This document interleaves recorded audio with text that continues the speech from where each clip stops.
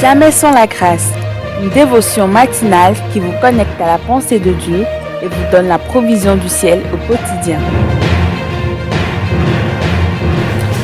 Bonjour chers amis, chers internautes, bienvenue dans cette nouvelle émission Jamais sans la grâce.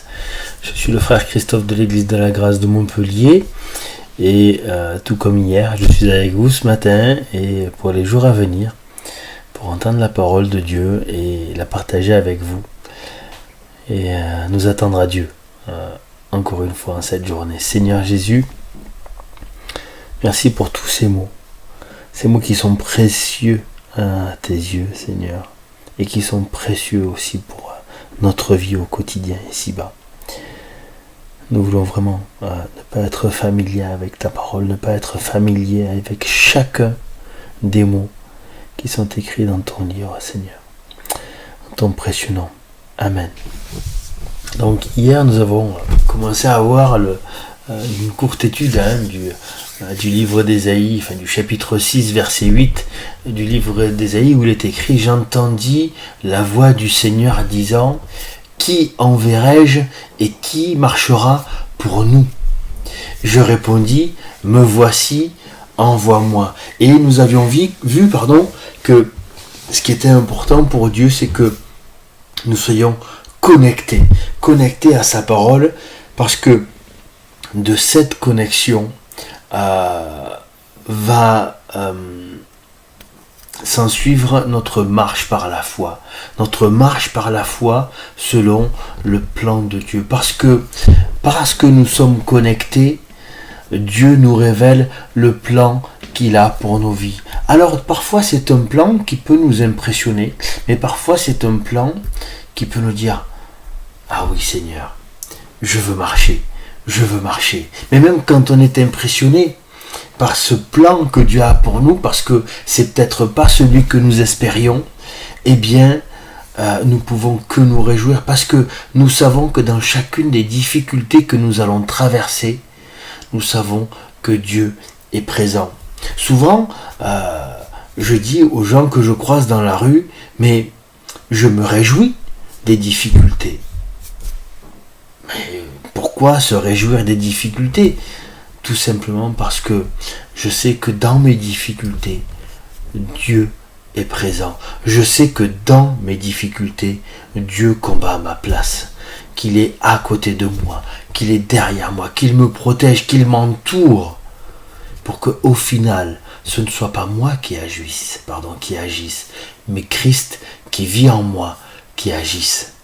Et c'est toute sa gloire qui va se resplendir. Et dans le verset suivant, Ésaïe chapitre 6, verset 9, il est écrit « Il dit alors, va et dis à ce peuple, vous entendrez, mais vous ne comprendrez point.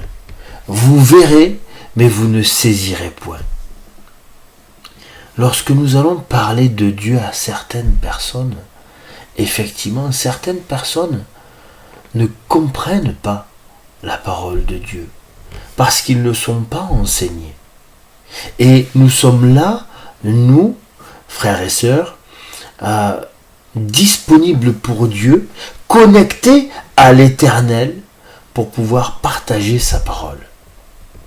Et d'expliquer aux gens que ce qu'ils vont entendre, ils ne peuvent pas le comprendre, ça les remet en question, ça remet en question leur savoir, et ça, quelque part, les engage à chercher ce que nous disons, chercher la profondeur de chacun de nos mots pour qu'ils puissent saisir toutes les subtilités de la parole de l'Éternel.